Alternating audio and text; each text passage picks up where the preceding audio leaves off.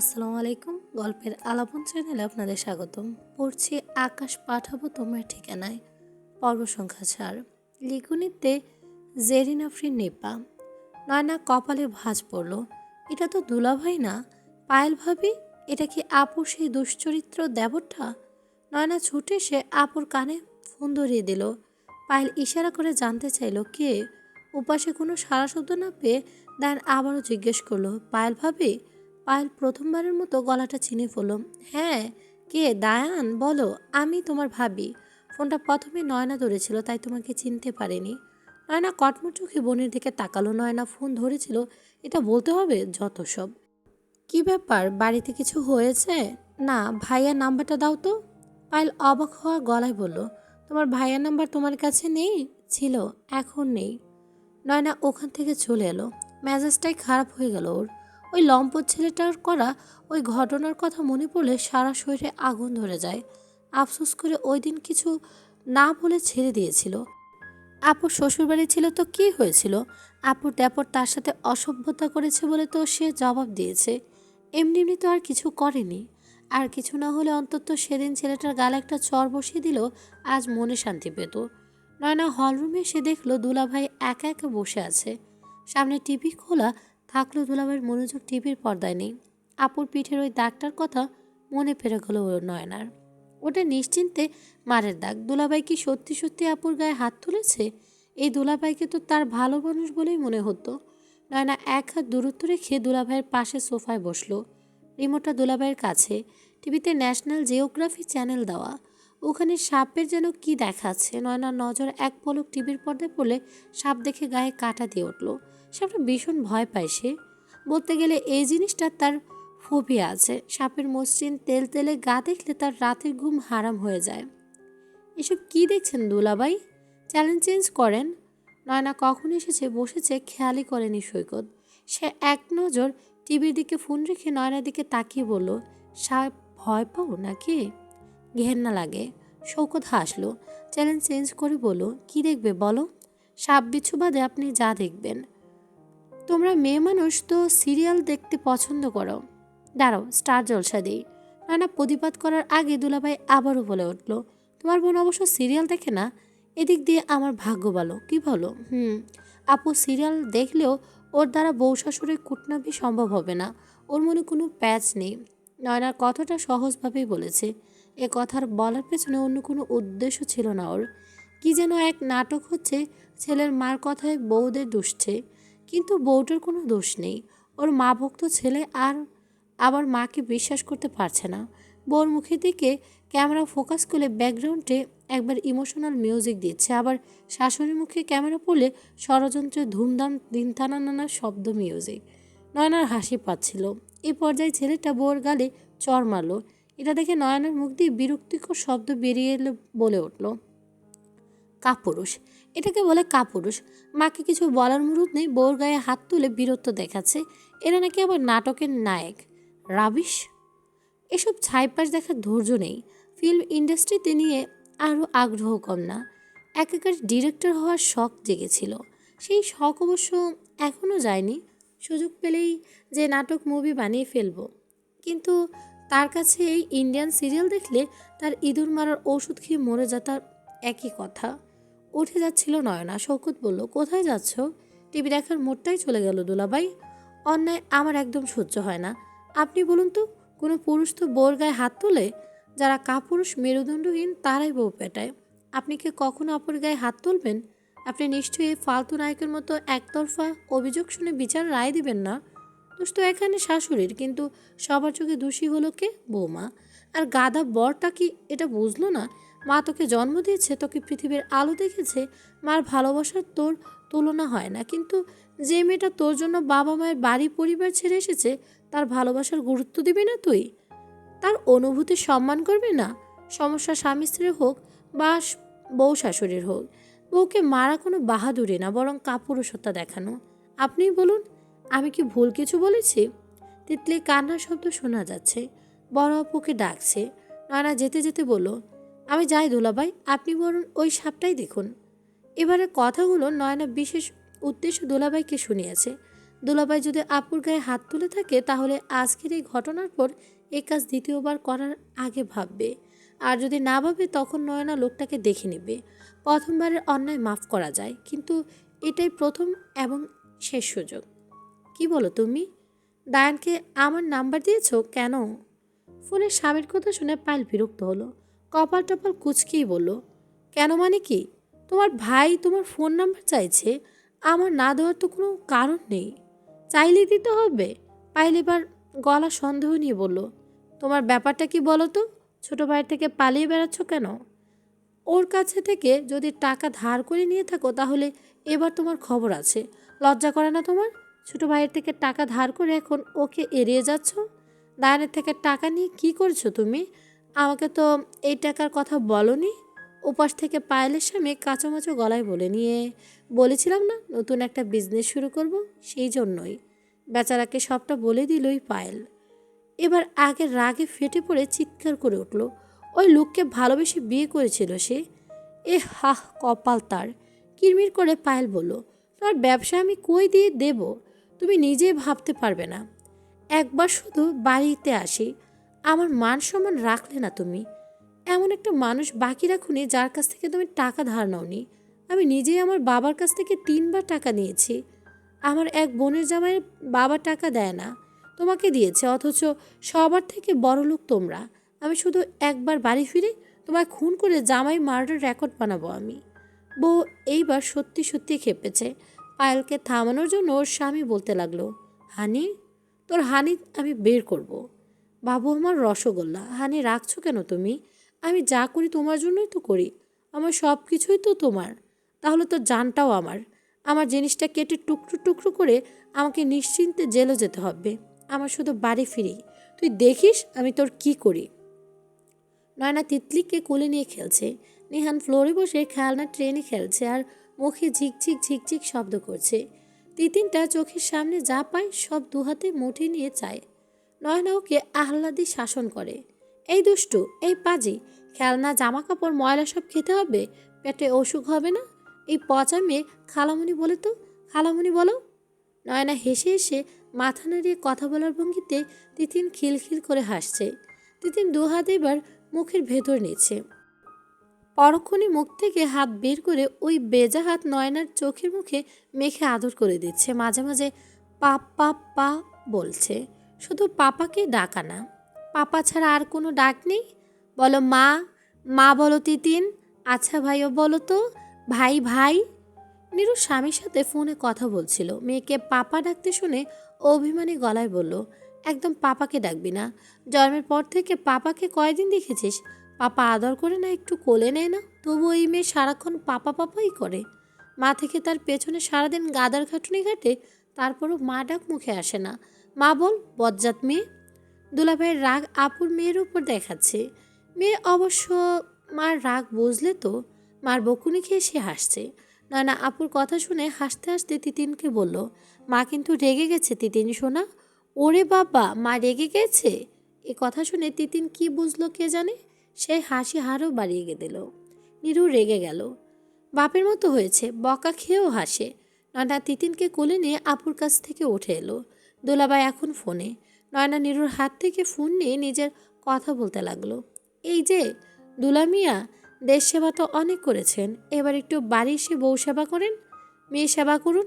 মেয়ে তো একাই 3-4 মা খালাকে দৌড়াদৌড়ির উপর রাখছে। কবে আসবেন বলুন তো? আমি কি আসতে চাই না বলো? তোমার বোনের মতো অভিমানী একটা বউ, ফুলের মতো ফুটফুটে একটা মেয়ে, আর বাপের মতো হতে চাওয়া ছেলেকে দূরে রেখে কিভাবে দিন কাটাই? আপনার ছেলে এখন আর আপনার মতো আর্মি অফিসার হতে চায় না, সে এখন স্পাইডারম্যান হতে প্র্যাকটিস চালিয়ে যাচ্ছে। টিভিতে যে সময় যেটা দেখে ওইটাই হতে চায়। ইদানিং তো স্পাইডারম্যানের মতো হাত দিয়ে জাল ছুঁড়ে উড়বার চেষ্টাও চালিয়ে যাচ্ছে, কিন্তু বেচারা হাত দিয়ে জাল বেরোয় না। এ নিয়ে মন খারাপ ছিল। আমি বলেছি জাল ছাড়া স্পাইডারম্যান হয়, ওরা শক্তি আরও বেশি হয়। এখন এর জন্য স্পাইডারম্যানের কস্টিউম খোঁজার দায়িত্ব আমার কাঁধে পড়েছে বলেই হাসতে লাগলো নয়না। নিহান তিতিনের কাছ থাকলেও নিঃসন্দেহে ওই দিনটা ভালো কাটবে। বড় আপুকে যেমন ওর কারণ ছাড়াই ভালো লাগে, তেমনি বড় দুলাভাইকে ওর একজন বড় ভাইয়ের মতোই মনে হয়। এ মানুষগুলো মন পরিষ্কার থাকে, তাদের আশেপাশে থাকতেও ভালো লাগে। ছুটি নিয়ে তাড়াতাড়ি চলে আসুন তো দুলাভাই। আপনার মেয়ে কিন্তু এখন সারাদিন পাপ্পা পাপ্পা করে। কাকে কি বলছিস তুই? রাখ তো। নীরুর অভিমান কমছে না, বাড়ছেই বরং। তার অভিমানের মাত্রা বেড়ে গেল, চোখের পানি চলে আসে। মানুষটা কখনো কথা দিয়ে কথা রাখে না। কাল আসবে বলেছিল, কাল বলেছে আরও কয়েকটা দিন লাগবে। দেশ সেবা করে দেশের মানুষকে উদ্ধার করুক। নিজের ঘর যে বউ বাচ্চা আছে তা দেখতে হবে না। এটা পর্ব ৫। দারুণ আজকের এই সন্ধ্যার স্বর্ণকেশী কৃত্রিম পাপড়ি লাগানো চোখের আতলে ডুব দেওয়ার দৃষ্টি চালিয়ে যাচ্ছে, কিন্তু আলগা লেন্স লাগানো চোখ জোড়া গভীরতা ঠিক মাপতে পারছে না সে। উচ্চ শব্দে মিউজিক এসে কানে বাড়ি খাচ্ছে। লোকেরা আনাগোনা হইচই থেকে দূরে এসে বারবার কাউন্টারের কাছে বসেছে ওরা। সামনে হুইস্কি ভর্তি 2টা গ্লাস, এখনও চুমুক দেয়নি। এই চোখ দুটো বর্ণনা কি বলবে সে? কোনো শব্দই তো খুঁজে পাচ্ছে না। এটাকে নাকি স্মৃতি আই লুক বলে, কিন্তু তার মনে হচ্ছে কোনো অতৃপ্ত আত্মা প্রতিশোধ নিতে ফিরে এসেছে। এমনিতেই তো ডিম লাইটের অনুজ্জ্বল আলো, তার উপর ওই কালো চোখ জোড়া। এতে প্রশংসার নতুন শব্দ তৈরি করতে হবে তাতে? ঠোঁটে কটকটে লাল লিপস্টিক, মনে হচ্ছে ভাম্পায়ের এক্ষুনি রক্ত খেয়ে এসেছে। এবার দু হাতে তার ঘাপ ধরে এই বুঝি দাঁত বসালো। হঠাৎ করে হেসে উঠতে আত্মা কেঁপে ওঠে। চিৎকার দিয়ে পালিয়ে যেতে ইচ্ছে করছে। চুলের প্রশংসা অবশ্য করা যায়, কিন্তু এই চুলের তো আসল চুল না, এটা নকল। একটু জোরে ধরে টান দিলে উঠে চলে আসবে। দায়ান এখন বসে বসে উপলব্ধি করছে এখন সাতচুনির সাথে ডেটে চলে এসেছে সে। জীবনে বড়সড় একটা ভুল করেছে অবশ্য। তার সঠিক সিদ্ধান্ত শেষে গিয়ে ভুলই প্রমাণ হয়। তার করা অনেকগুলো ভুলের তালিকায় আরেকটা ভুল যোগ হলো।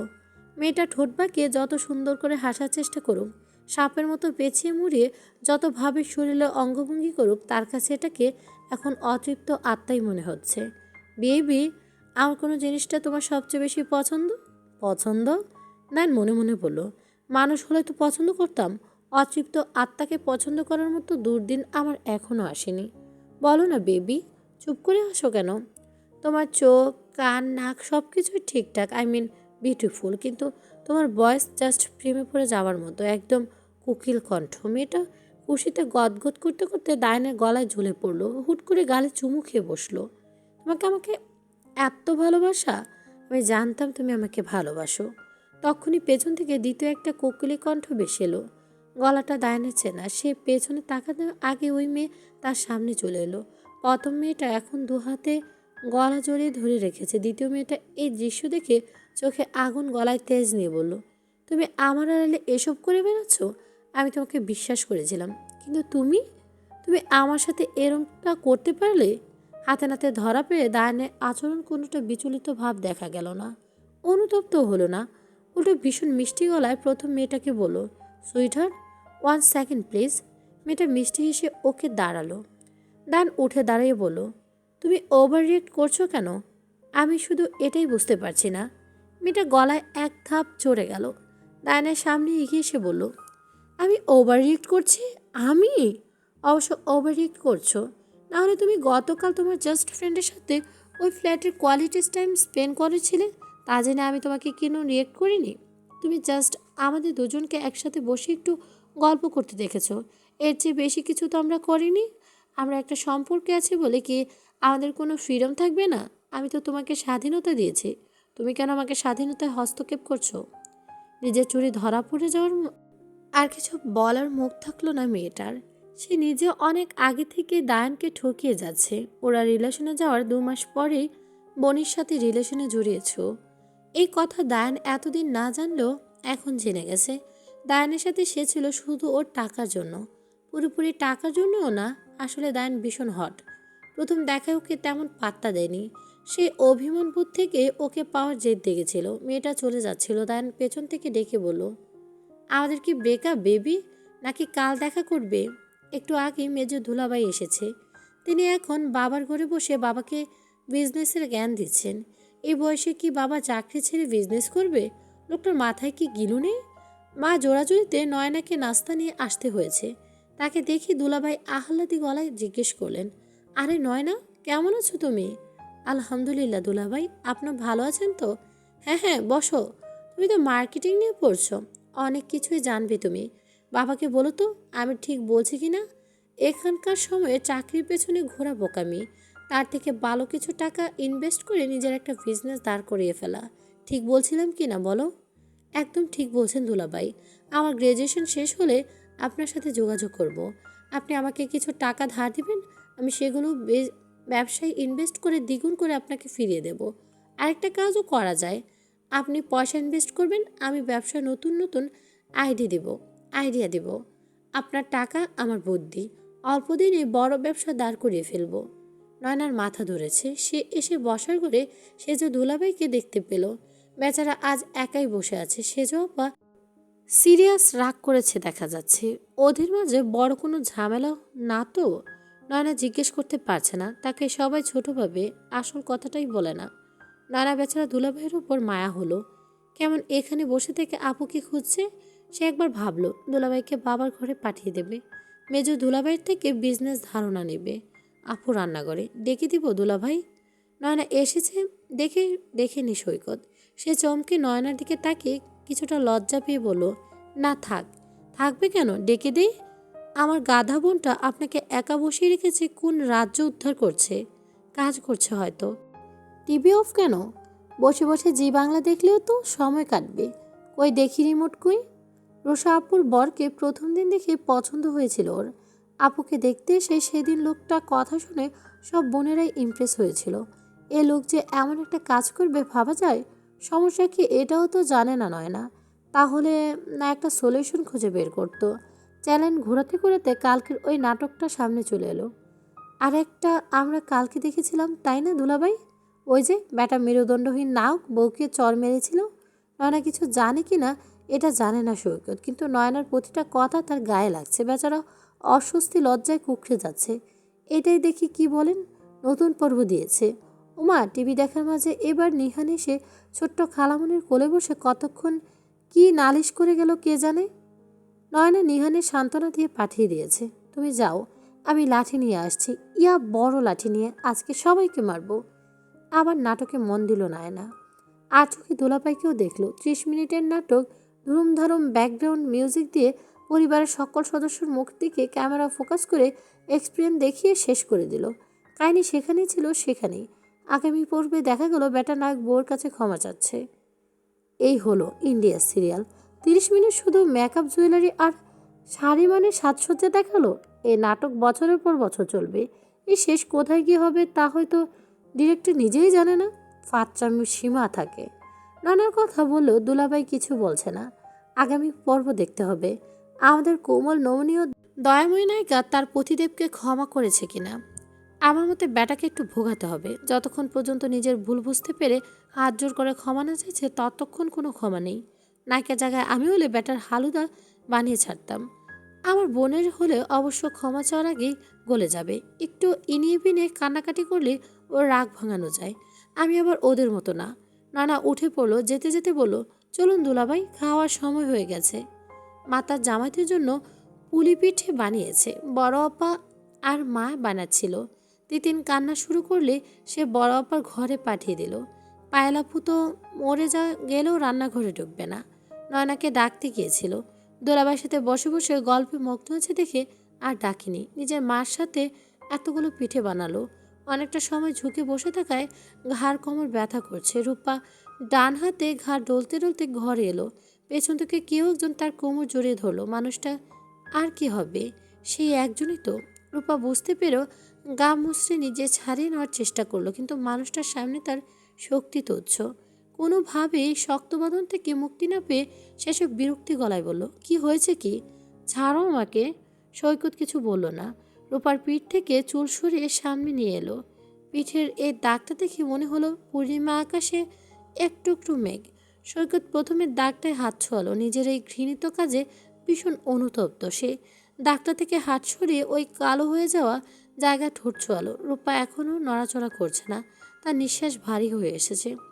অভিমান গলায় বুঝতে আসছে। ভেবেছিল মানুষটাকে কোনোদিনও ক্ষমা করবে না।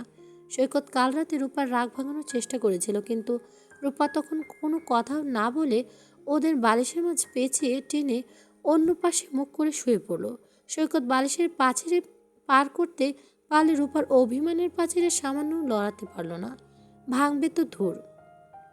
ওই দিন রাগের মাথায় কাজটা করার পর সে অনুতপ্ত হয়েছিল। পরের দিন বাবা গিয়ে রূপাকে নিয়ে এলো।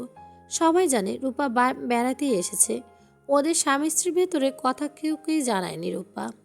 তারপর সে অফিসের কাজে সিলেট চলে গেল। ওখান থেকে ফিরে রূপা বাড়ি ফিরে নিয়ে চলে এলো।